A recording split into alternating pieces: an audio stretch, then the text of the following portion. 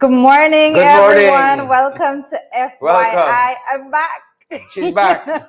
It is Wednesday, the 20th of April, It 2022. is. We're winding down very quickly to the ending of April, guys. You It's the know, first just the other day. my Pick up the goodness, pace. my goodness. You Pick know, up the pace. Whatever you gotta do, folks. Gotta do now. almost 4 months out into 2022. You know, We're this is approaching crazy. half year very quickly. Yep. In which you gotta sit down back with those plans you made at the start of the year and see how well they're panning out. Might need some tweaking, some adjusting. I mean, you might do it on a monthly basis, but at half year. All I think about when I think about half year is my birthday. I'm sorry. Birthday coming up, I'm folks. very selfish. Coming up.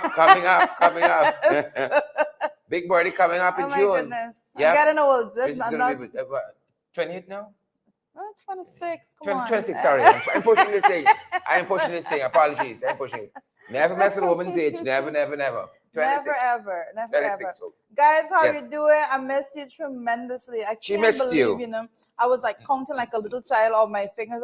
I'm like, Friday, Saturday, Sunday, Monday, Tuesday, like 5 days. I didn't interact. 5. It was a long weekend. Plus, you had an extra day. I had an extra day. Long weekend.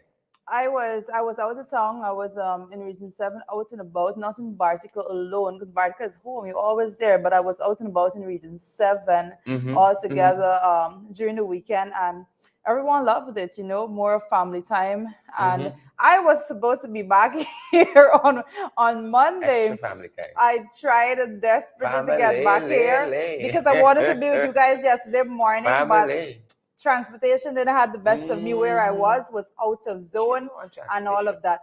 Sometimes you gotta take an extra day. No, you can't. Sometimes things are so nice. Things are so sweet. You miss everything. Stay on top of things. You just take it. But I was out of touch. And you know what was the better part? I mean, it does come as a hindrance, but we weren't getting any signals on our phones where we were. So it's like thank God back. Restricted. Timbuktu. Even Timbuktu got internet. So I was like waiting to get somebody to come to see when the transportation, if they got the transportation, and it just was a whole story. But nevertheless. But I'm happy she stayed an extra day. I had a man to all to myself, and the tea is better this morning. Whatever she did, she needs to do more of it over the weekend. The tea is better this morning. The tea is much better this morning. Dawn, how are you this morning? Hey, Dawn. Hey, Dawn. Derek Smith. Rock and coming, Dawn. Rock and coming. Stacey Mattis, good morning to you. Stacey Mattis. Stacey, I see Magnell Barrows here with us this morning also. Hi, Marlon Max. Thomas. Hey, Marlon. How did you guys spend your weekend? Listen, I'm late. Should I answer this question yesterday? But I'm late, so I still want to be in the business, right? Good. What did you do? I had a blast. I was doing everything that I needed to do. I came refreshed. Fired up and ready to go. Tessa Isaac's watching us from Florida. But Tessa, my goodness. Tessa's always on, you know. I see Charlene is on this morning also. Paulianne Schultz, good morning to you, Paulianne. I see Carol Rollins. I see Charlene is saying pace and power. Pace and power. So, Beatrice Gioretta, how was the regatta? Oh, the regatta was great. Yep, I hear their photographs floating around. They were treating a two-piece at the regatta at the beach from there. So, looking for that. Damn these people. Yeah, they're treating a two-piece. So, we're looking for that. We mind our business, just how we remind a man's business this morning. We mind our business too. So, we're hunting down those photographs. I keep things on the wrap, I tell you. They were on the wrap for us and then listen. Unleashed in Bartica. I was there. I avoided photos like anything. But that one I avoided photos like the plague. Persons were seeing me, and it was like I was there with my entire family, and so persons were there that people want to know who those people are. So I'm like, no photos.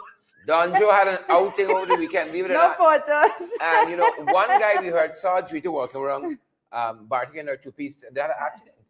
Oh my goodness! You know, lost control there. When I was younger, I was in secondary school, right? And this one guys, I kid you not, I was walking to school. This guy was riding a bicycle, and he's like turning back to tell me something right in the drain. That must be embarrassing. Awkward. Awkward. Did you go and help him out? Hell no. You just kept on walking? Yes, I was little. I was in school. I just stay in the drain. If I was here, I ain't coming out. I'd be still living in the drain. I ain't coming out. Oh my goodness. At all. That's what happens. Guys, you know the drill. We come on in the morning. Moral story, don't fall in drinks.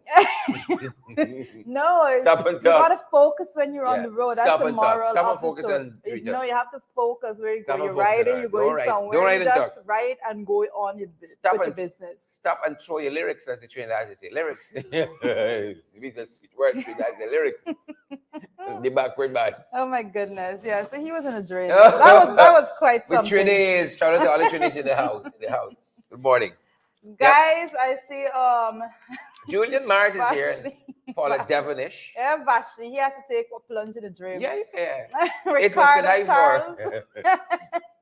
Ricardo, how was your weekend? Charles Humphreys here. Oh, Marlon Thomas. Charles joins us from New York. Oh, wow. Yes. Wish I was there.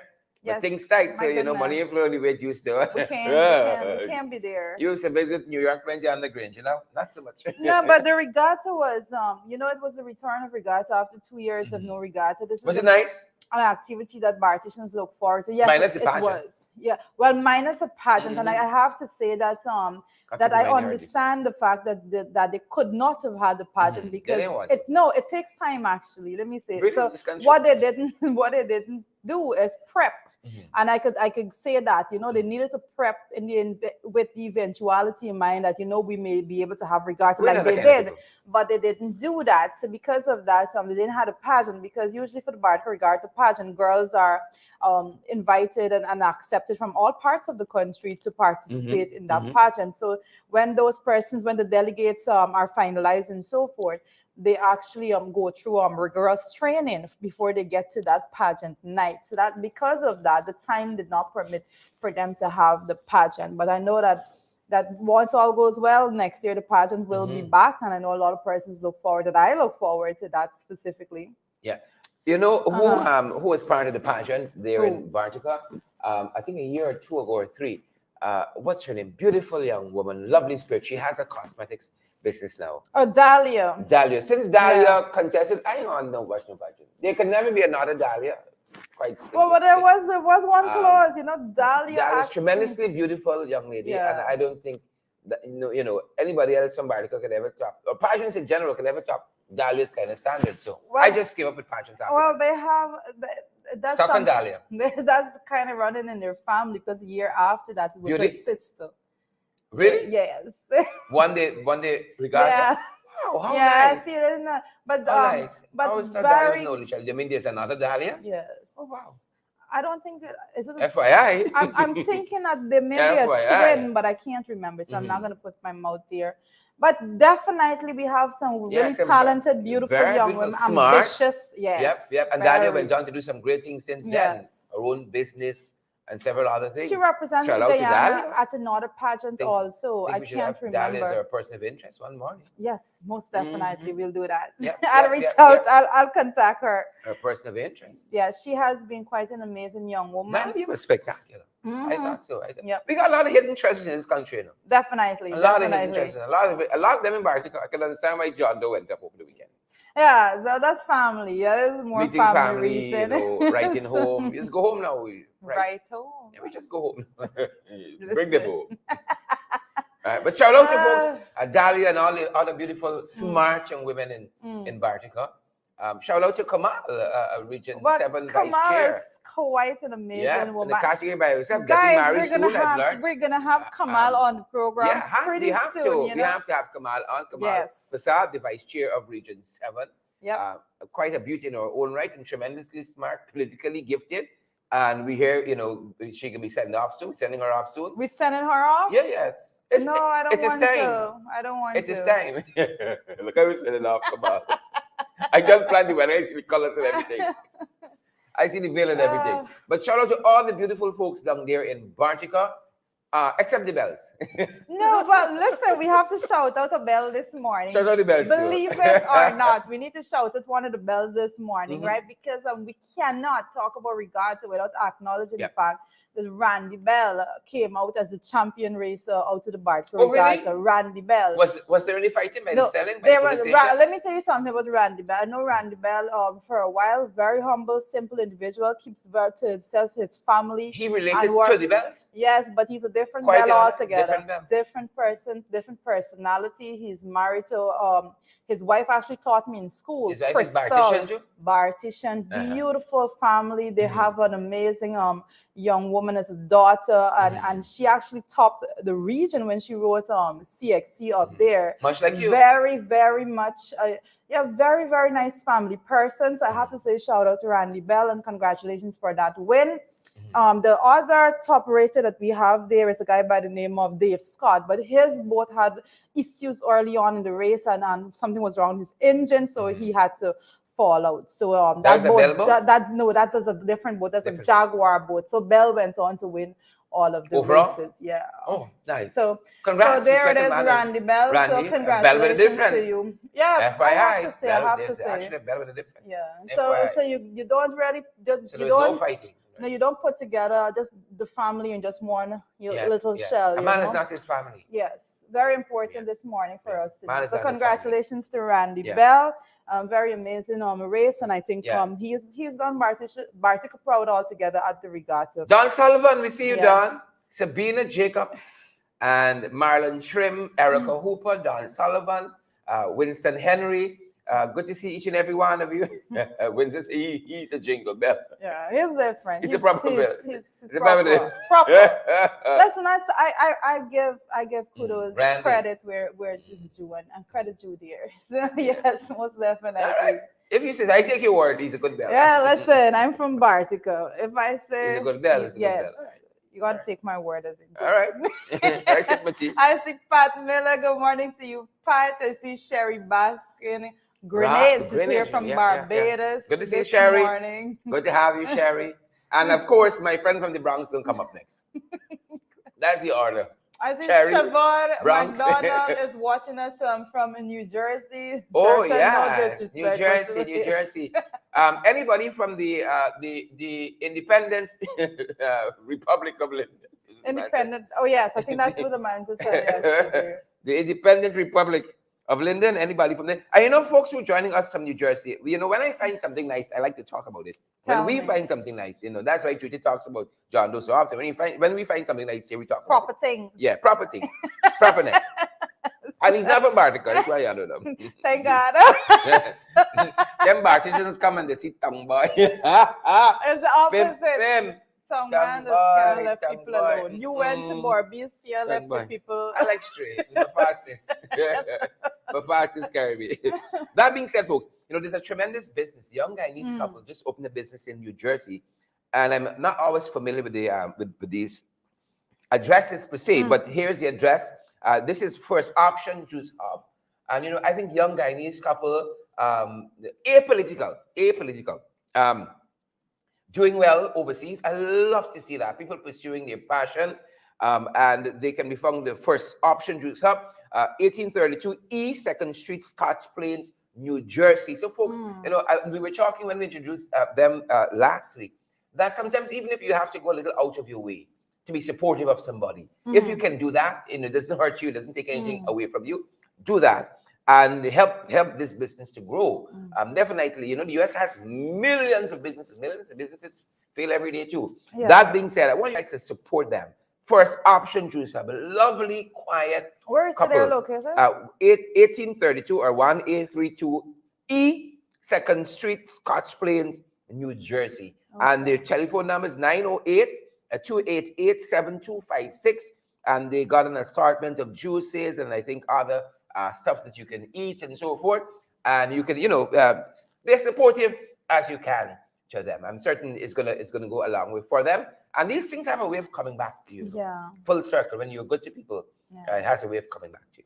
Yeah. You know, one of the things that I have to mention was you talking about that, and I remember like I was home and we were having eggs to breakfast, and what captured my attention is the fact that what captured my attention is because the eggs were branded, they were stamped and branded right there in Bartica. There was a small business. I'm telling you, there's a small business in Bartica. actually doing that. Yes. What is it stand for? I was you take a photograph? I have to go into my phone. Believe me, that I do have a photograph, but I can't remember it's precisely. But I know it's the Rose. I think it was the Rose Farm, right there. But I have to say, kudos to those persons. It's always good to see someone. Sometimes it's just the little thing. The little things that matters, you know. Oh my goodness. Always the little things, and I'm so happy, you know, to see Guyanese folks. And you know, the address and so on is even a photo of the business pinned to my Facebook page. And you guys can check them out and be supportive of them. Yes. Be supportive. You know, and we can be talking more about different businesses that are out there. And again, circling back to Bartika and what's her name, I think I'd love to feature her. Yes. You know, give people a push. Give people a push. And I've seen these things come back, not necessarily from the people of themselves, but the goodness. Yeah. Come back to benefit you. It's full circle. Right? I'm a believer in that. You know, once you do good comes back to you. There's a lot of times I see some people punish and I say, you know what? They probably have a history that I don't know. Yeah. So, you know, You know, I had a very terrible experience with American Airlines, right? I kid you not. So it was my son's birthday, and I wanted to go up for his birthday. He's in the US. I wanted to go up for his birthday last year. And he was turning 13. And I know 13 is a major milestone when you become a teenager. So I really wanted to spend the time with him. And so I was going up for his birthday, and my aunt says, you know what? Don't come the day before. I know this airlines. I know them. Don't come the day before. Come a couple days early. Just in case there are delays, you can still make his birthday. Even a couple days before, didn't do it. Wow. Because I still ended up missing the flight. Wow. And I had to take a connecting flight. Missing the flight from Georgetown. Not missing the flight. The flight never took off. Well, yeah. You can't miss sorry. And I never got connected to the flight. So there was that. And then I had to take a connecting flight when I got to JFK. And of course, I ended up missing that. And what I learned here is that even though I got on a later flight, 1 week later, missed the birthday by 1 week, I had already missed the connecting flight. But they couldn't sort out that flight from here. Wow. So I had to wait till I get on the ground at JFK, then to sort out that flight. It was a horrible, horrible, horrible, horrible experience. Wow. One fellow redeemed the whole airline, right? I remember going up to him, and I think that area was closed, but he patiently, you know, made sure that I had the connecting flight, made all the arrangements and that kind of stuff, right? But I swore an oath. I swore. I know you see me like little cheapness and stuff. I swore that I'm going back to my first love. I went back to Caribbean Airlines. I said, wow. No, they promised, they apologized profusely, promised me a set of thousands of miles. I said, I don't care if the flight for the rest of my life is free. I can see Caribbean Airlines cutting this part of this video. It was so horrible. Caribbean Airlines, we out here. We out here. You know, we like the little cheapness. Right? That was a horrible, horrible experience. The experience here, because by the time I got to Chattanooga International, you know, the people were so flippant. I said, where's the counter for this airlines? You know, American Airlines. They said, oh, you see the buyer there? He belonged to them. No counter. The buyer looked like he is sweeping up something. And it was nobody there to tell you what was happening, where to go. Good. And so it was horrible. I told them, they wrote to me, I said, I don't care if the flight's free for the rest of my life. I know some of you probably had good airlines, but I'm being told that American Airlines within the US, proper, right? Of course, they won't make joke for guests, but it's people like us on the international routes and so on that they treat anyhow. Yeah. No. I went back to my first love. I'm telling you. Well, I only had one experience, and the flight left promptly on time with American Airlines. So thank God. Is who you know them, man? I don't know, but I'm just thankful. You gotta give me the hook up. I'm just thankful that I didn't have that issue because I would have lost my mind. So. I ain't got a kind of patience. So. And I want you to see me in the front page of Kaichur or Stabrook or other papers because I was like this close to losing it. I said, Jesus, salvation is a process. I'm walking through it. Oh my God. But you know, kudos to folks who travel with them because like you, they got folks who probably never. But that experience was my first time trying American Airlines. I was looking. But after I heard of your experience, I was praying that that I didn't have to deal with it. Oh boy! God came through for me. No. Oh my goodness! So I see, Marlon Thomas and JetBlue is cheaper than American Airlines. Now you're telling me. No, you're telling me. I want back my money. Right? Oh my goodness. Melinda McKenzie said dynamic was also horrible. I hope what's his name listening. But I had a straight flight, so I don't know if your connecting flights. I don't know if the connecting flights have issues or what. I don't know. Because me flight connecting. Yeah, so I don't know. I like seeing different places. I don't mind the connecting flights so much, right? I like right? But that experience, I say, Lord, if you save me life here, I would never get. The Lord come true for me with a fellow. Right? I so vexed. I missed my son board. I was going to surprise him. Missed that was sad. I was so upset. Turning 13. Wow. I mean, we still connected, and so we had a good road trip in the US too. Right? But I remember that thing back me. I said, AA. I go into the other AA, but not this AA. Guys, so much to do. You know, we got out this morning. We started right into the conversation. I don't know if I told you to share the live stream. I am positive I did not. But so make sure that you go in. As we head into the discussion, lots to discuss this morning. Very interesting pieces of information coming out. And we definitely need to get into all that is happening, you know. But as we look at in the morning papers, right, we see a pedestrian dies in the Monrepo accident. You know, guys, every single and followed by motorists killed in the Ogle Access Road accident again. That crash. And we talked about that last year. Correct. Yeah. Well, guys, we've been speaking about this every single day, practically. That you know, slow down, be careful, arrive alive. All of these things we've been saying, and persons are not hearing it enough. All you're hearing. They're not hearing it enough at all, and these are very sad things to come on in the morning, and I have to. And I don't know. All of a sudden, there's a lot of acrobatics with these motorcyclists. Yeah. You know, you would think, and we, you know, when we were coming, we passed a guy. You know, he ain't got no helmet. He on the outside cutting. Everybody got this perception. I's a big rider. Yeah. I's a big driver. It can't happen to me. Yeah. I see guys going down. What do you call it? The embankment, railway embankment, line top, as we say. Going down the line top, lying down on these motorcycles. Oh, okay. Yeah, go in the national park. And do those kinds of stuff by yourself, where, you know, it's just you might fall down or something like that. Go on Culture Center tarmac and do all your stunts and your wheelie and so on. Not in traffic. Yeah. All kind of skills to do. Because in addition to all of this, a man died just a few days ago in Bardica as well, motorcycle. Crashed into the guy and killed him. You know, it's very, very sad pieces of information we have to bring you when it comes to accidents on the road. We have, and some of these things are preventable. It's not freak accidents. It's not freak accidents. If you take a certain course of action, right, there's going to have a certain result. All these skills they're doing on these motorcycles, nobody got on helmet. Nobody got on any safety guards or nothing like that. What do you think will happen if you fall down? Yeah. And the bike in the hospital, all kind of, it's just of recent. Some of those bikes are not built for those things, you know. They are not built for that. You're treating a bike, an ordinary motorcycle, as though it's a stunt bike. Correct. Right. You know, even by the traffic light, I noticed one time the guy was like, he's doing stunts going cross, you know, but at the traffic light. I'm thinking, like, this person must be mad. You know, you gotta be crazy.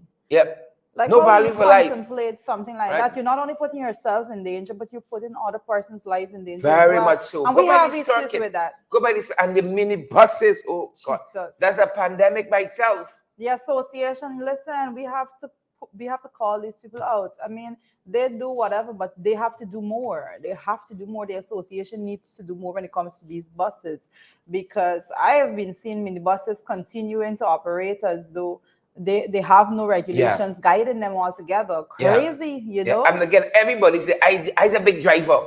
Big driver. I's a big driver. Some of them big for sure. I's a big driver. Different type of big driving. Come on, folks. Right? A whole set of stunts with people's lives in the hand, you know. Right? And, you know, passengers, we got a responsibility to tell these guys, slow down. Some things they're doing. It is just unbelievable. You come in, when you come to UG Road, you're coming into town. Yeah. You're on the highway, you come by UG Road, and you pull up by the stop like there. The buses feel there's an inside lane to go straight. Oh wow. All the buses take that inside lane. There's an inside lane to turn. but they want to get past it like fast. So all of them come and line up on the inside lane going down. And they do that foolishness all the time. Even when you're at Ogle, you're heading up the East Coast. You're at Ogle Road, on the main road by the traffic light. Again, all of them come with that inside lane, trying to beat you quickly. It's madness. It's absolute madness. The risk you see minibuses taking with passengers inside is mind-boggling. Yeah. Some of this stuff. They're risking your lives for a couple change, you know, a couple dollars. It's most ridiculous. I can't believe that people sit in buses and allow drivers to do that. Let them put you out. And you know, sometimes, you know, this whole concept of their safety numbers, we need to understand the power of our united voices. Because if the bus stop and if the bus driver wants to put somebody out the bus because they're speaking up against their speeding, then everybody in the bus have a right to just get up and walk out. You see how fast, you know, because no, and then when the crash happens, your family is left to. We gotta arrest that. We gotta change that. We gotta change it. Too much people taking too many risks on this road here, boy. You know, sometimes I just want to park and stay home. Honestly, God, when you're studying the carnage happening on that road on a daily basis, I just want to come out to bed. I used to frighten. It's very sad, but you know, our condolences to the family, the relatives and friends of those persons that lost their lives. Monrepo guy, the guy from Ogle Access Road, the guy from Bartica. That's just one weekend, you know. It's an ordinary weekend. Ordinary weekend. The one from Ogle, they said he was doing some stunts on the road too. Wow. Right? So it's a lot of wildness out here, you know. It's very sad. But as we move forward on what's going on in the morning papers this morning, we see Guyana ready to bluster relations with the Philippines and Zimbabwe. Sharon, what do you think about Mudzimba. What do you That's think about the ambassador from Zimbabwe, Mudzimba. Yes. The ambassador from the Philippines, I'm not so familiar with that name as yet. But, you know, welcome. Welcome to the rough and tumble yacht. Didn't know. Didn't you know? But welcome. Guyana is the greatest country on earth. I want you all to know that. And I'm not just saying that. Guyana is the greatest country on earth. Yeah. Mineral wealth, beauty, people. Surprises. Right? Surprises, potholes. Right? You name it, we have it. Karen Crow, Jumbie Board trying to pass his eagle. Greatest country on earth, folks. Right? You won't have a dull moment here. Never a dull moment. Right? That's why I go overseas, you know. That's why when I in Miami. They need to change our board. In transit. I mean, I'm not going to pretend you just didn't say that. When you're in Miami or wherever you pass through and you watch that door, it says, where are you going back to? I'm not going to pretend that Sheridan just did Jumbie Board. The Jumbie Board. Guyana is the greatest country. Everything aside. We are tremendously creative. Not the person who make the board, though. And everything. Somebody friend get a walk for do the board. Listen. I celebrate anything that is added to the beautification of our country. Well, celebrate the Jumbie Board. No, I celebrate that is not added to the beautification. That's my point, right? That's where I'm coming to. I celebrate everything that's added to the beautification of the country. You know, the road was open. You know, you went. You said, "Oh, good." It's good. Persons are going to, hopefully it aids tremendously in the traffic buildup and so forth and all of that. But then you come to the board. This is supposed to be something that we can celebrate as well. Oh, there's a good symbol there. But what is that? You know? But I come from a very artistic family. Trust me, right? That cannot be left like that. It has to be changed, right? Well, I get the intention, right? But whatever the intention was, it didn't materialize. You know, it never happened. This might not resonate with everybody, but I hope one of them white do we a favor. Right? But they mustn't got no idea. Just clean up the board. One of them white Let me start. Let me start afresh. But I think it was Harris that did his little cartoon, and he was spot on, you know. Yeah. Like that board, impale that board. That board is being stabbed over and over. Right? It's something's wrong there, but it's the greatest country. When you think about us as a people, Rita. Yes. Greatest country on earth, Ghana. Oh my goodness. Right? So great. We got visitors coming. We come to that just now. Yeah, but as we go along and what's going on in the morning papers this morning, we see nurses and midwives registration and regulation bill table at the National Assembly. And then also you see government tables and mental health protection and a promotion bill.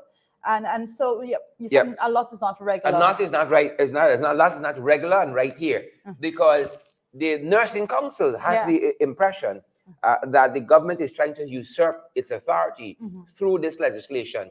And if you read the fine prints, folks, you will see this is just another attempt to take over. The government this administration, this regime seem not to like independence. Yeah.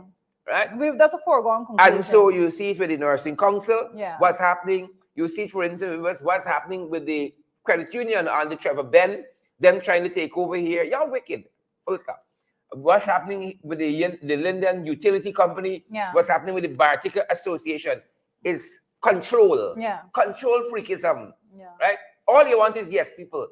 Why there has to be? Yeah. Right? And because of that, it's the danger is ahead with those things, because when and I keep mentioning it, when you remove independence and oversight, you remove the technical experts and all of these things, what are you left with? You're left with institutions, organizations, bodies that do not have the competence to actually push forward in any positive direction, and you're going to end up with a tremendous failed state. That nursing council going good kitty cat all the time.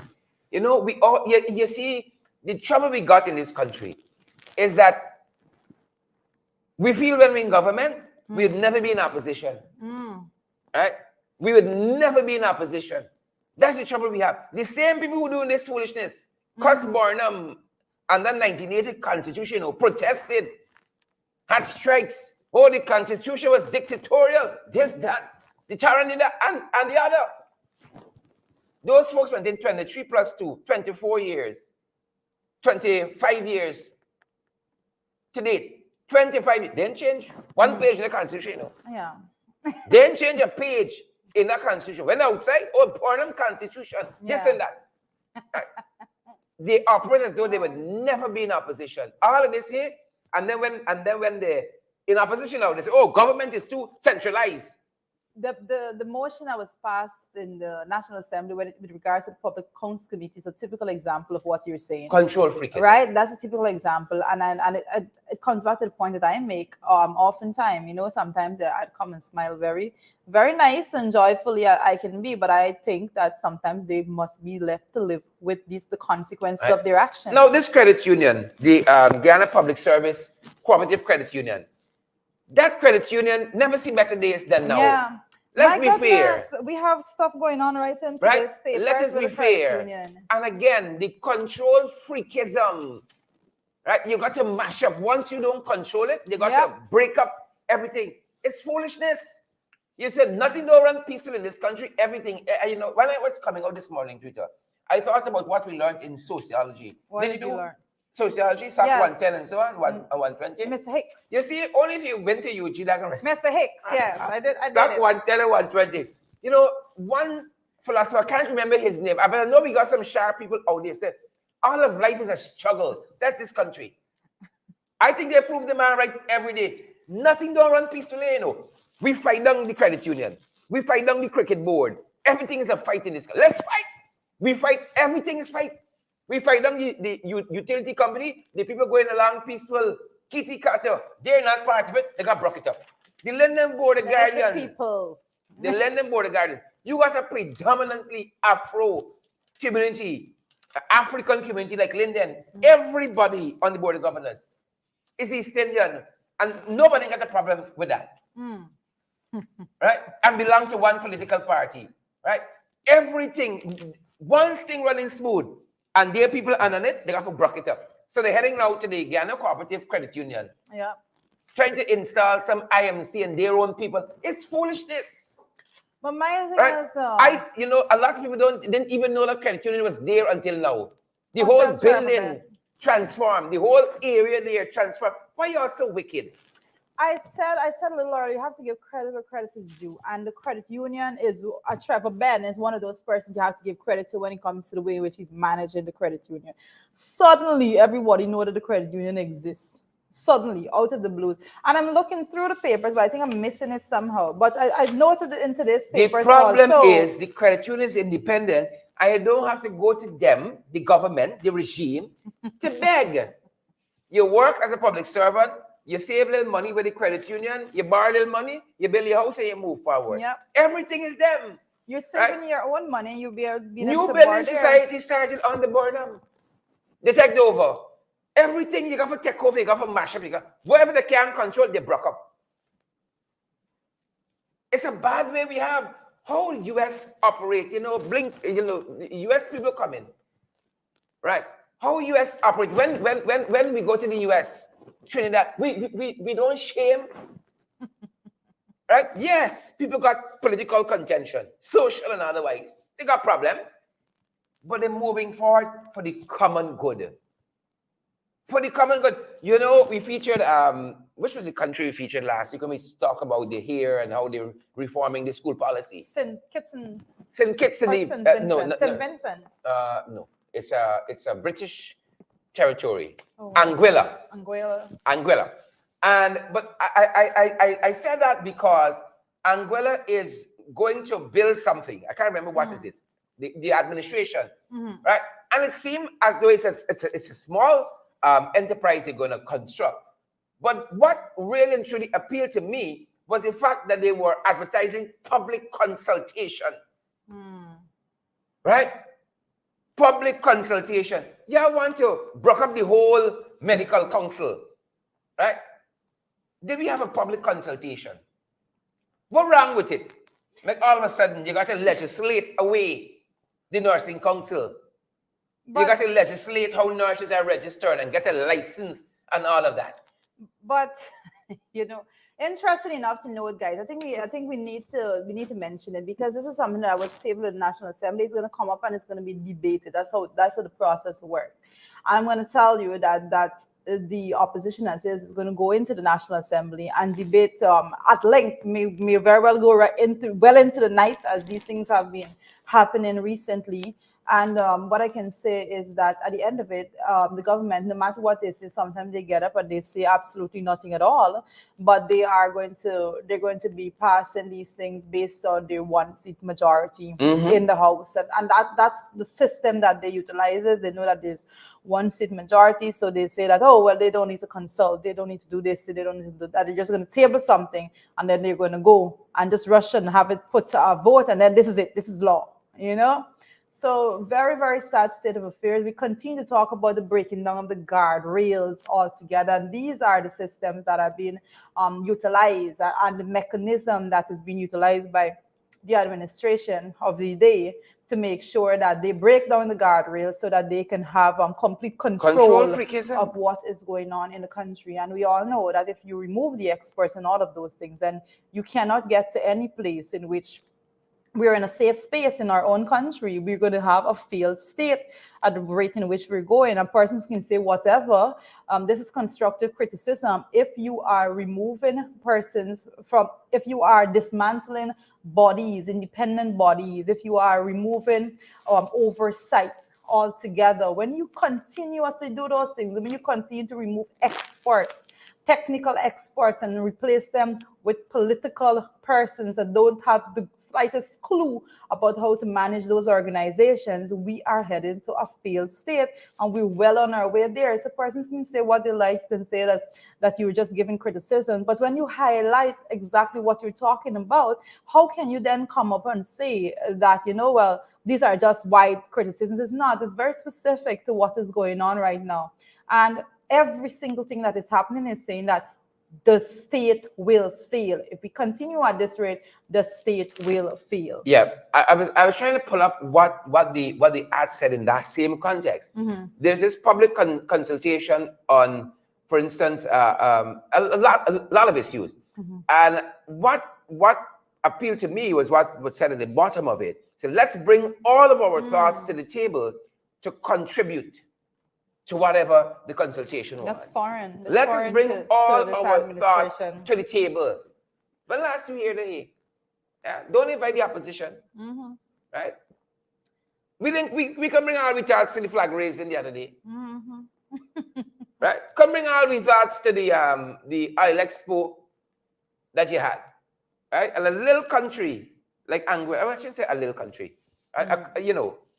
relatively small population and land mass in that sense, but big thinking, much like Barbados, small land mass, but they're thinking in 83,000 squares, and we 83,000 squares, and we thinking in 166. Well, a very sad state of affair that we got. Very, very sad. And I know that something I just wanted to mention right now, that the fact that the fisherman who allegedly killed his wife is yet to be arrested. I know I read that headline in the papers and immediately what came to my mind is the fact that there was the incident on the train in the US with millions of people and the speed at which that individual was captured. Now you have someone here that's alleged to have murdered his wife and yet to be arrested. How does that work in our country, you know? What efforts are being put in place to actually capture him? Those are the questions a lot of bluster in the newspapers by the acting commissioner of police. Okay. Right, act and this act and so act. But let me do. We just want to capture the criminals, you know. Let me do the work. At the beginning. And on the international front, you know, guys, as we're looking at the international front, we see the UK Prime Minister Boris Johnson apologizes to Parliament over lockdown breaches. I had a state apologizing? Yes. For breaches in COVID-19? Yes. We had a lot of breaches here too. A lot, not just one. My goodness. A lot of breaches. And you apologize. Yes. Wow, that's foreign as bring all the ideas to the table. The entire process with Boris Johnson and what transpired there with him breaking his own regulations, his own government's regulation, I can say that it was a lesson altogether on when systems work, how they should work. Exactly. Good governance. Yep. You can't just make rules and believe that you can be a part of the body that put together these rules and then go out there and break the rules yourself. There must be consequences. And persons came down very heavily on him for that. And it's quite amazing to see the UK Prime Minister actually apologizing, you know, to Parliament over the lockdown breaches. Locally, you know? We say, what's a Parliament? Yes. What's a speaker? That's the way it is in Guyana, and I continue to say, you know, as a first-time parliamentarian, I am, you know, you had to get over the shock very quickly in order to get on with the work that you have to do. That this is the body that you looked up to as a child. You know, you would pass at the public buildings and, oh my gosh, you know, such great things happening. Great people too. Here, great people. Share. And then you were in the building. She's so nice. You're in the building now, and when you realize the level of crazy, corrupt, incompetence that you have to deal with, it's ridiculous. You know, kudos to the staff at Parliament that puts up with these things for years. You know, got the fortitude. My goodness, you know. Yep. Kudos to the Parliament staff. Look. Oh, you know, you talk about Parliament, all I'm thinking about is this mental health bill that was tabled, because that's all I see. That's an institution by itself. Well, most definitely, and a lot of work needs to be put into that in particular with the mental health bill, because only last evening, our affiliate program In the Ring was covering the incident that happened in Bartica with the young man that was assaulted, someone that is suffering some mental health challenge in himself, and he was assaulted, and that very young man prior was assaulted by some police officers as well in Bartica also, you know. So a lot of work and a lot of consequences need to be put in place for persons that abuse, persons that have mental health issues. You know the system, right? You need some medical help. Yeah, no, but the system needs to be fixed, you know. So this particular one, I have to go through. I haven't had a chance as yet to go through the fine print of the bill, but I will be doing that before the week is out to see what is. People don't understand the pressures, guy. Needs to live on there every day, no. The greatest country on earth, wealthiest country on earth, and the simple pressures. Could you imagine? You're working for a salary, 35,000 a month. Can't get a job after that job is finished because there aren't any jobs available. You're working half day. You want another job, yes, right? You're trying to get a little loan, you know, to do something extra. You don't want thief, you don't want to rob nobody. People say you can't get that. Your salary meet the criteria. You're a public servant. You can't access 35,000 is how much? It's 100 and something US. But the thing is about it is people are trying. They're struggling, but they're still trying to walk with their head held high and not beg. That's what I'm telling you. We are a marvelous people. You know, our resiliency, Jesus have mercy. Yeah. Right? Mental health is real, you know, but we just dismiss it, you know. Yeah. We just dismiss it. Moving on. Moving on. Yeah, as we go on the international front, we see White House on restores rule requiring stringent environmental review. Oh, what? Yes. Say what? Yes, environmental review, guys. Come on. We've been talking about, we've been speaking a lot about the environmental laws and regulations and all of those things in our country. And the fact that we have an administration that is trying to basically go around those regulations as much as possible in getting their way. And I guess to speed up things to their own personal, the personal benefit of specific individuals in the administration. I can put it over like that. I know when we go back into government, when the parliamentary opposition retakes office very, very soon, we'll have to roll back some of those same things, because that's been happening in the US. Trump had done away with lots of those safeguards, lots of those guardrails, and what this new administration is saying, that those things are actually serve a purpose. Believe it or not, guardrails for a reason. And so they are reinstituting some of those things. And for instance, they're saying, for those big projects, you have to consider their impact on the environment, right? Then by say that's a no-brainer. That bridge, and you have a bridge that conceptualized under the last administration, that will have no impact on the environment. That's a no-brainer. That's just little steel and so on in water. That won't do nothing. Right? Me, we gotta read nothing. Right? That's a no-brainer. Right? Biden saying big projects, we got to do all of the due diligence, the studies and reports and assessments. We have one Earth. Let's understand. Don't tell this, that right? to PPP. We have what the Earth. The Earth is just not. We just can't make back another Earth. It's just not. It doesn't happen like that.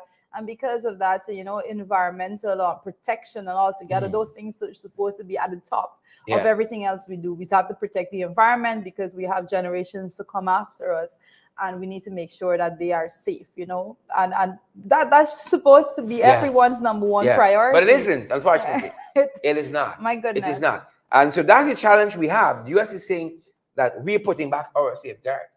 And we are removing ours at this end. We're removing ours. And that's the problem they had with that big contract the other day for the shore base. That the US says, while we love fossil fuels, we think that we got to start now easing up on these projects. Because we got to, if we talk about all of the emissions in the CO2, why do we go to these big conferences and make out the pledge that we can do this and cut emissions by this and that for greenhouse gases and all of that to prevent the ozone layer, all that stuff. And then we go back and we do the same thing over and over.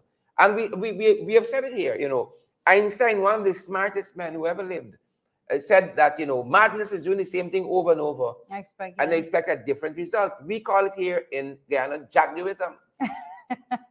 Right? You do Skeldon a certain way, you get a result, you can try to do the same next project the very same way. Yep, that's how they operate. Right? And I was telling folks, Starbucks News, you talked just now about Caribbean Airlines in Qatar. Starbucks News in Qatar this now, because I was telling folks yesterday, Starbucks News had a pretty interesting column, a pretty interesting article rather, based on the Anand Gulsharan column in Starbucks News. And Anand Gulsharan, is a renowned what do you call it, accountant, right up to the PhD level. And this is not a PhD that is what do you call it? Bestowed upon you. Honorary PhD. Honorary PhD. This fella earned this PhD, right? He's a master in this area, accounting and the figures and these issues, macroeconomics and so on. This is his stuff, and he was chronicling the big failed projects in this country, and lots of them he says were PPP projects. Right? Skeldon Sugar Factory. Utter failure. This is according to him. Complete failure. Sheldon Sugar Factory. One laptop per family. Complete failure. This is his words. Right? So we know you got some trenches and jagabats coming to listening to us and say, oh, this is new AFC propaganda. No. This is Anand Gulsharan. Right? And if he said it so, I believe him. Correct. Right? He said Skeldon Sugar Factory failed project. One laptop per family failed project. Fiber optic cable project. Utter complete failure. Complete failure. And he's not just living, he's telling you how he has arrived at these conclusions, looking at the reports that were done on them, the COIs that were done on them, and a whole host of other yardsticks, failing to reach outcome. Charlie Jagan International Airport built in 10 years now. little 2x4 airport. 10 years now. Right? Way over cost. No tendering for it. Oh, but it's crazy because we have seen a lot done by the UPNUAFC administration in those years that they were in office because it's one thing to say that you're doing something, but another when you actually have to deliver and what is the finished product and all of those things. Persons were boarded, even the boarding terminals at the Chedi Jagan International Airport. It's something that persons like, wow, they friends and family. That's how they have an experience basic convenience. What is considered basic convenience in other countries? And so I was saying, if you never bought a paper, some Sabbath News, yesterday papers are good buy. Yesterday's Sabbath News. Matter of fact, that article was published a little bit online. I actually thought it was published last week. I went looking for the paper over the weekend, but only found it was published yesterday in the hard copy of the newspapers. If you can buy any Sabbath News, yesterday was a good buy. Right?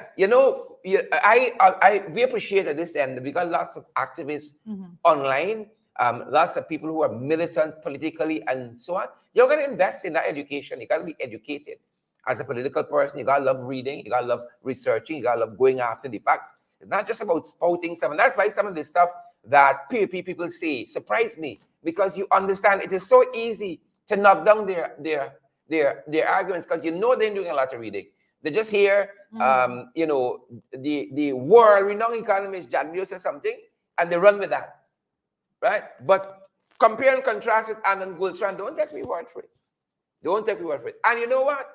In oil and gas, let me just try to even the thing. Kaicher News doing some fantastic work in that regard. Some fantastic work in terms of oil and gas. He doesn't miss it. We have to give credit like we always do. Morning give papers. Credit where credit is due, because Glenn Lal has been on the ball when it comes to oil and gas and reporting for oil and gas. He has not missed anything. He has been on the ball, and we have to give credit there. So and we won't mind at this end for all this shout out and accolades. If you all say, what, we can write FYI check this morning. Them boys useful. them boys are doing the job, right? Helping to push. Here what I talk about, we Starbucks News. You see? Yeah, and Kite Show. And Kite Show. Come on, guys. We're doing our bits. Do the honorable. Oh my goodness. Someone messaged me yesterday and said, I miss you, FYI. I miss that laugh. So I was like, one-sided. Hey, sure, not me best. You don't have the every laugh. Day out here, sure, not me best. You don't have the laugh, Sharon. You don't have the laugh. Bias bastards. You have to have this laugh, this distinct laugh, right? Where do we go from here, Judah?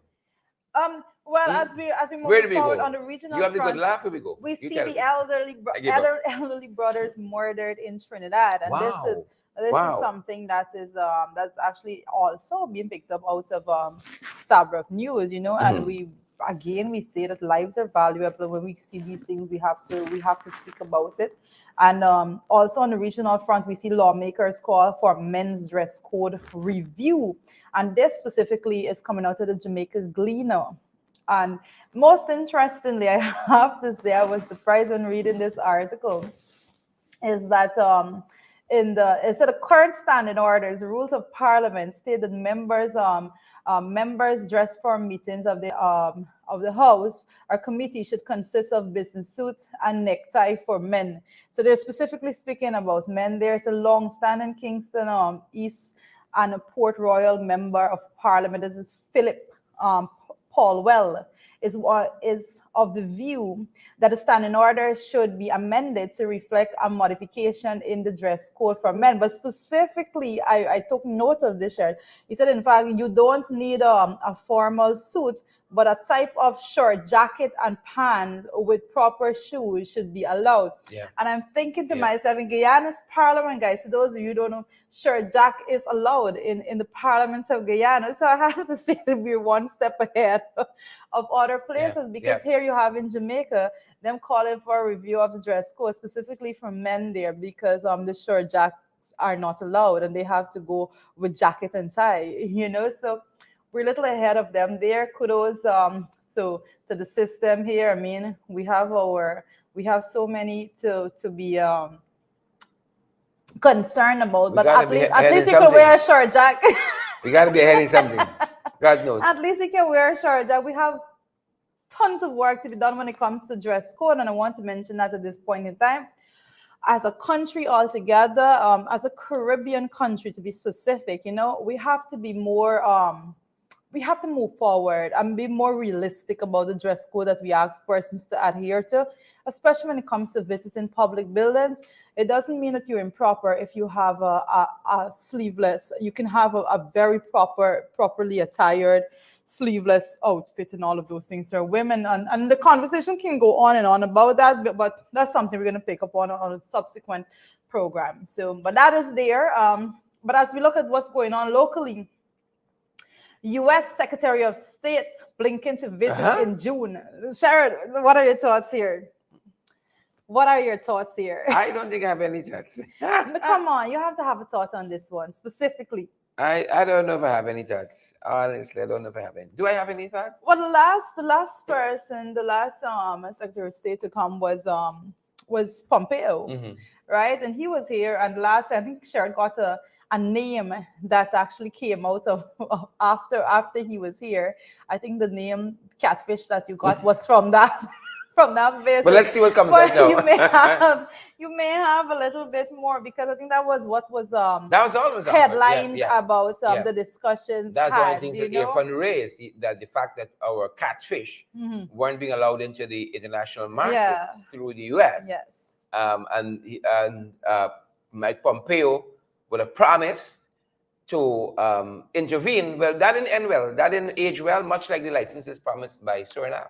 Correct. That didn't age very well at all. Well, and so in June, we hope that this engagement will bring a lot more fruitful discussions. I can say that much for Guyana's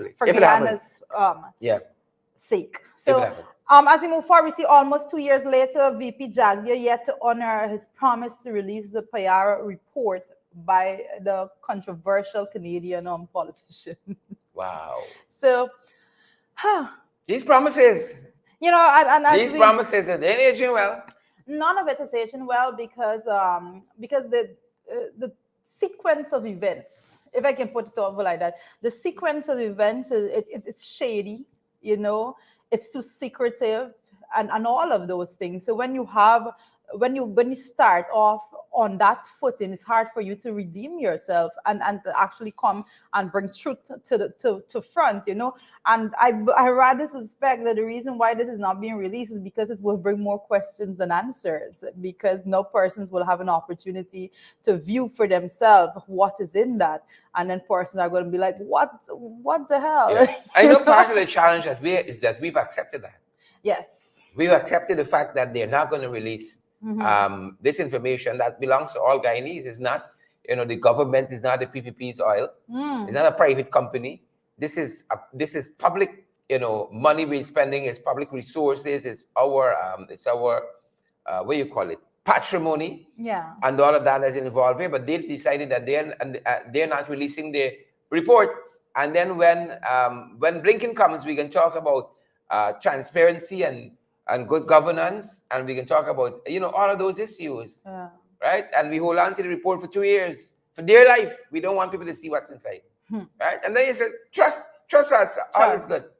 You have your best interests at heart. Yeah. We do better. Yes. Trust your parents. While persons are starving, while cost of living on the rise. Yeah.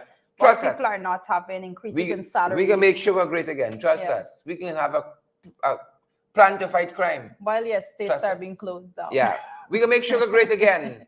Trust us. While they've been they're converting into converting the packaging facility, mechanic shops into the mechanic shop. Yeah, mechanization shops. Guys, a lot can be said about the fact that where we are today, and we have continued to say the breaking of the guardrails is where it all goes back to.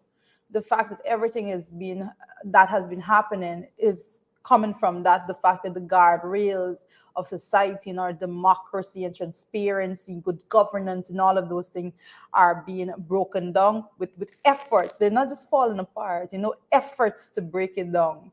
So we will continue to see that we're not going to be moving forward in any positive direction once we continue how we are at this moment. So a lot more we will be discussing in that regard. Big things happening in Linden too. Big things are happening in Linden coming up. Well, I know that I have to say to the regional chairman in Linden, Darren Adams, he has been doing quite a lot. And I know Linden is to host, as has been reported, a massive business agri expo next week. So I can say there you see in photograph, you see Darren Adams is there alongside one of his counselors as well, Miss Bratwitt, if I'm seeing correctly.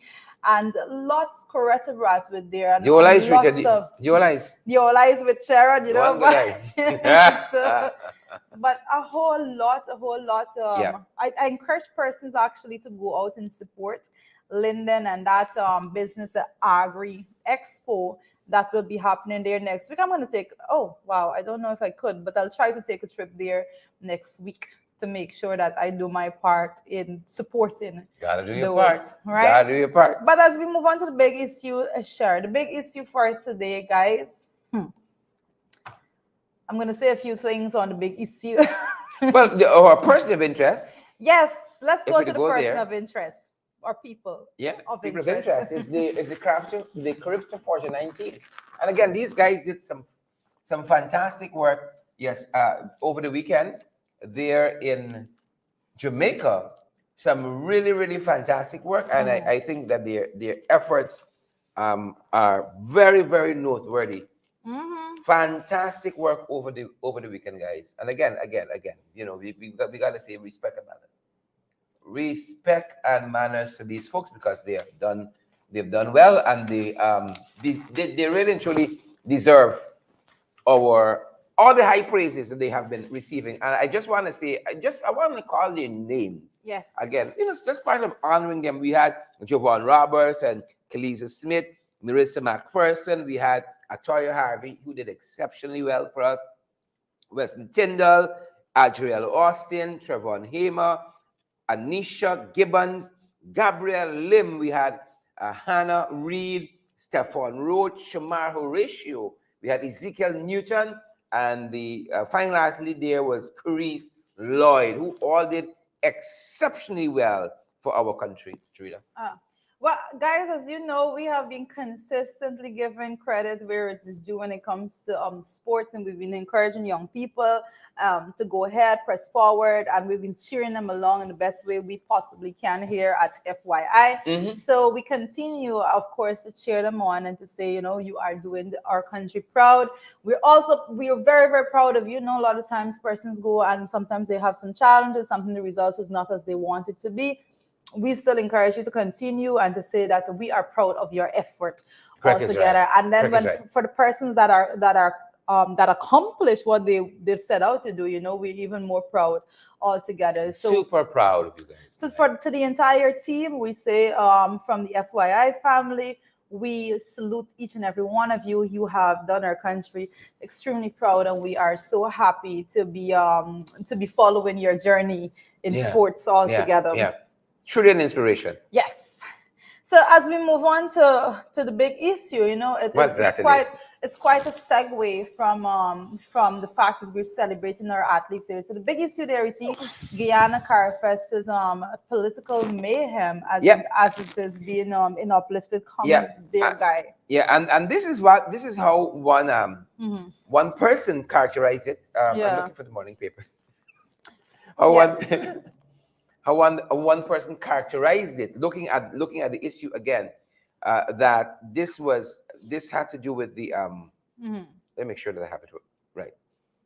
Yeah, this was characterized by Paula Liverpool, who I believe is part of the sporting fraternity. She said an innocent act, according again to Starbuck News, an innocent act that turned into political mayhem. Right? That's what she said. An innocent act. But, this story is quite confusing, guys. This story is quite confusing because Charles Ramson put out a big post on Facebook initially about the event and all that, that they didn't know they had a problem. It wasn't communicated to them. And then there was a follow-up more than 15 hours later that, the organization had all the money to cover the expense. But that doesn't seem to gel with some of the other stuff that happened.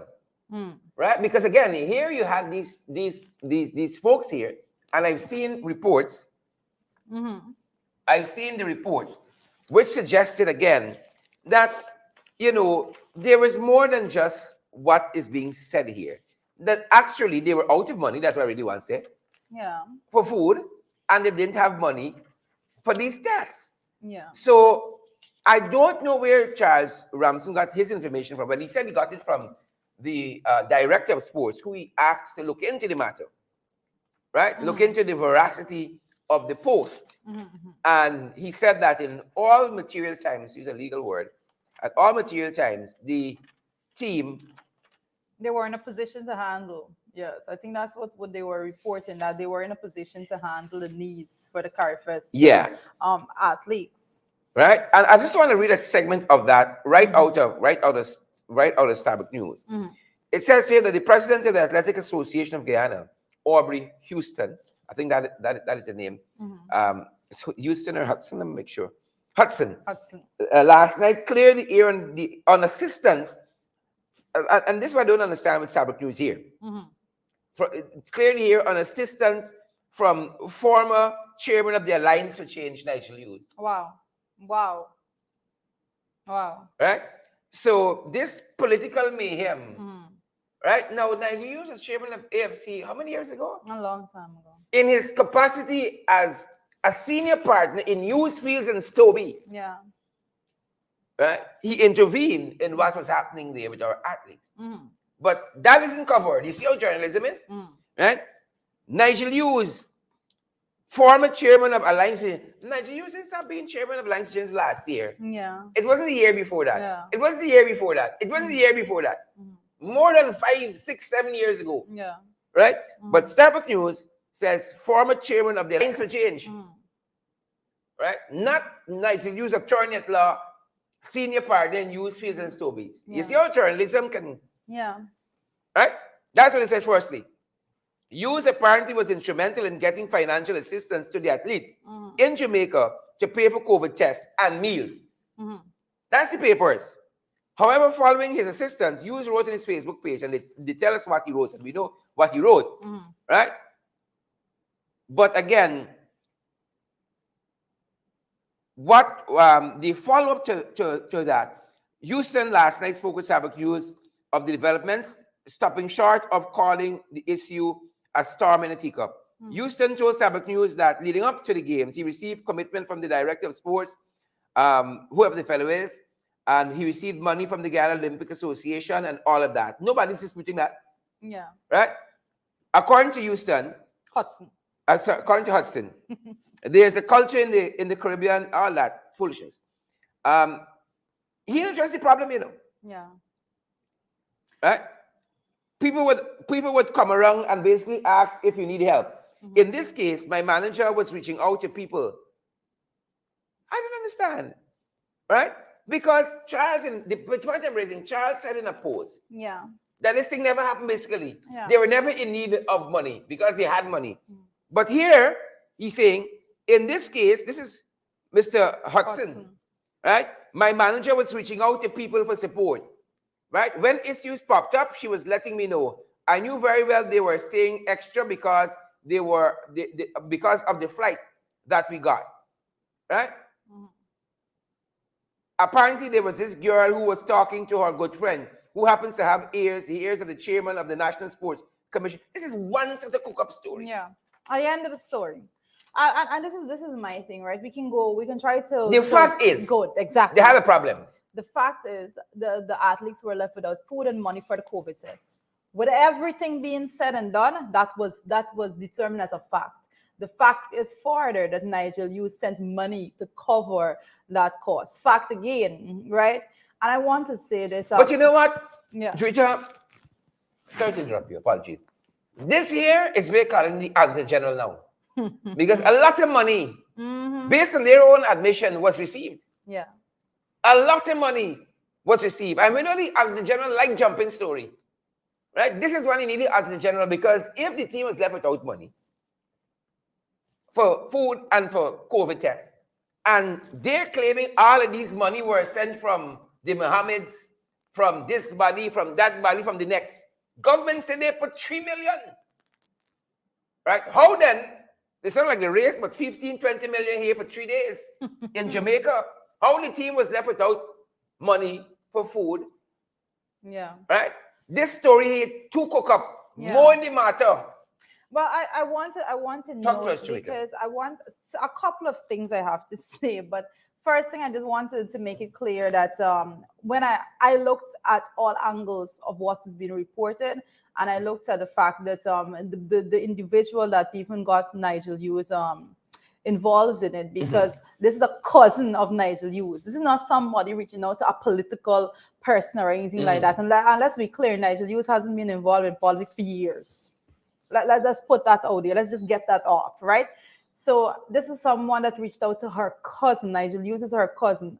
One of a mother of a national athlete. She reached out. The lady said she was called at midnight by someone saying that they don't have money for the athletes for food, and they don't have money for the COVID testing. So she reached out to some of her friends to see what they can do. But then she said in another discussion that she didn't get persons because it was a holiday and so forth. So she didn't get the response. And he said when she was speaking to her cousin, Nigel Hughes, after that, he said that basically, that doesn't make sense because, the government will be funding whatever they need. And she said, she doesn't know whatever it is, but about the politics, but she knows that this is the situation. And so Nigel Hughes immediately committed. He verified, I believe it was Mr. Hudson there.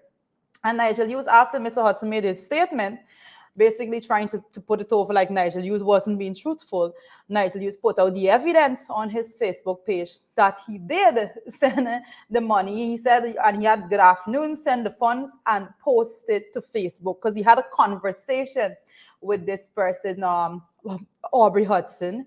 And after the conversation, he told him that, I sent him money and I posted to Facebook. After he said that, this person replied and said, I am grateful for your assistance, regards, So it is very sad. Nothing irregular right? here. It is very Nothing sad. Irregular here. Nothing irregular here. No, but I want to make this point to everyone that's looking right now because Charles Ramson took it upon himself to try to attack Nigel Hughes on a political front. Charles Ramson is the one that wants to come in with politics on this matter. This is a matter that the athletes were there. They needed assistance. It should not have happened. Better planning should have happened. And I have to say, like Sheridan, that the monies collected should be audited. And I believe that one of the things that that the guy Hudson said when he was being interviewed by the media there alongside Charles Ramson is that other persons give money like Mohammed's, and so those things should not be a secret, Those things should be public information. Whose team is this? This is a private team? Is it government team representing us at Carifta? Is a club representing itself at Carifta? And what is the role of government in that? Government totally funds the team. What happens here? But definitely you can't say that if he is reporting standing alongside the minister that monies were received from Mohammed, how much, for what? What did it cover? In addition, what was the total sum of money? Yeah. And what was the actual expenditure for the team, right? Because here you have the persons on the ground with these persons left in a situation that they have to figure out how to feed them and how to get them back home with the COVID test. And when their back were against the wall, they had to reach out for assistance, Correct. So that is the fact. But I want to make this point, Chad. I'm not going to stop until I make the point that at no point in time could Charles Ramson say or assume that Nigel Hughes wants to have some points. I wouldn't even say political points like he's bringing up because Nigel Hughes haven't been involved in politics for years. Yeah. No point in time could Charles Ramson assume that Nigel Hughes wants to get cheap points, for something like that. Because I want to make it known, and I have no problem saying when it comes to Nigel Hughes, in comparison to Charles Ramson, Nigel Hughes is a mountain, a giant of a man. He doesn't need to go out there and try to make himself look relevant. He has attained that status that was given to him. He is a giant. He is considered as one of the most prominent men in this country. to Charles Ramson's little feeble attempt to try to say Nigel Hughes is doing something to get some kind of point, it's most ridiculous. When Charles Ramson have to run around the place trying to do this and make this little stupid statement here and there to try to gain relevance, Nigel Hughes is not there. He is above that. He's a mountain of a man compared to Charles Ramson. Let's just put that out as clear as day, because I personally was very upset with the whole thing, because how dare Charles Ramson believe he couldn't come, this little boy. And you know, Yes, little boy. Guys, listen. Yep. Nothing irregular here. Let's get to the bottom of it. Audit the finances of the church. Audit it and make the report public. All of the persons that donated, you know, because this is not something I was considering before. This wasn't on the top of my mind, you know. But we consistently say our athletes need to be given as much as we can give to them, right? Then they work with limited resources and they try to do their best for us. And now when they're there representing our country, we read the reports in the news, oh, this one is excelling, this one is doing great, and all of those things. Then how do we fight? How are we comfortable? How can we be comfortable knowing that these persons are there, having to go and perform as athletes, and then at the same time not having proper things to drink? They didn't have Gatorade, somebody had some powder, they're mixing in water. What nonsense. We look in tin, we look at audit the thing.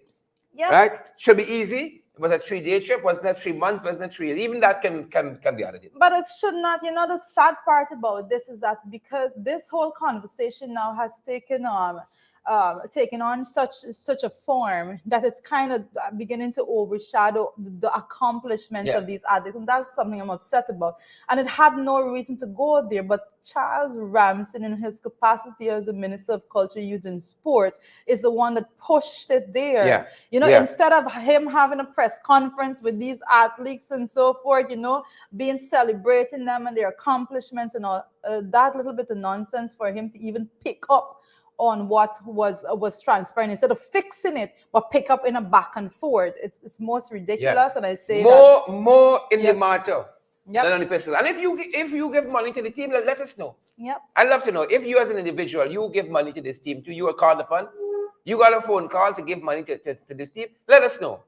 Right? And let's have an audit. But I have to say that at this point in time, I have to say to the athletes, you know, it's sad that you had to experience this situation and the conversation that is of trying to be so out there that it is almost overshadowing your accomplishments. We're not going to let that happen. Your accomplishments are that's the important matter. We are proud of you, each and every one of you. To the management of the team that was there, good job, you know.